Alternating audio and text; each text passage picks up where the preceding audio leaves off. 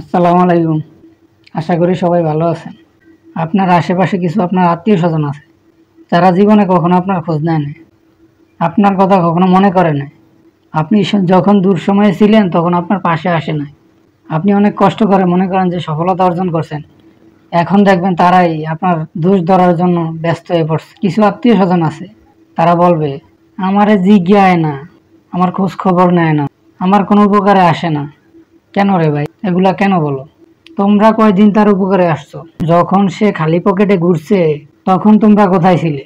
আর আজকে মুখ ভেঙ্গাইয়া বলো, আমার জিজ্ঞায় না, আমার খোঁজ খবর লয় না, আমাকে কোনো উপকারে আসে না। আসবো কেমনে? তোমরা তার খোঁজ খবর লয়ে বসেছিলা? আজকে তোমরা আশা করো যে তোমার খোঁজ খবর লয়ে বসে? কখনোই না।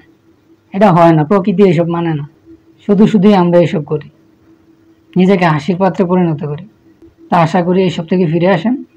পরনিন্দা ভালো না, পরনিন্দা করে আল্লাহ পছন্দ করে না। আপনারা যারা পরনিন্দা করেন না, আপনাদেরকে আল্লাহ আরো নিচে নামাইবে।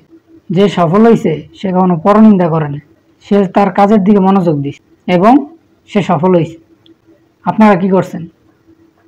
তার তো 2 টাকার উপকারে আসেনি না, এখন তার সুসময়ে আসছেন তার গীবত গাওয়ার জন্য। আল্লাহ এইসব মানুষকে পছন্দ করেন। তা আমরা এইসব না করি। আমরা ততটুকুই আশা করব যতটুকু আমরা একজনের জন্য করব। আমরা কোনোদিন খোঁজ খবর নেই না যার, তার সফলতা দেখে আমরা কি জন্য তার কাছে যাব?